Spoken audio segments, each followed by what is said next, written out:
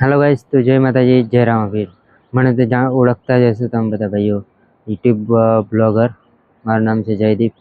તો હું રહેવાસી હું સેરા પંચમહાલ.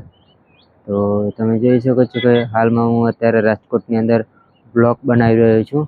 તો આ જેટલો વિડીયો રાજકોટની અંદર જોતા હોય કે પંચમહાલ કયા જિલ્લાના તમે જોઈ રહ્યા છો, તો આપણને કોમેન્ટ કરજો કે આ વિડીયો કેટલા સુધી આપણો વિડીયો જાય છે અને વાયરલ કેટલો થાય છે. જોઈ શકો છો કે આપણા મંદિરનો તમને નજારો બતાવીએ. જોઈ શકો છો તમે મંદિરનો નજારો કેવો છે, મસ્તીનો.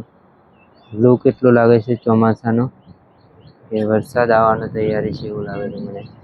જોઈ શકો છો આવો નજારો તો કઈ જગ્યાએ નહીં જોવા મળે તમને. વરસાદનો માહોલ છે.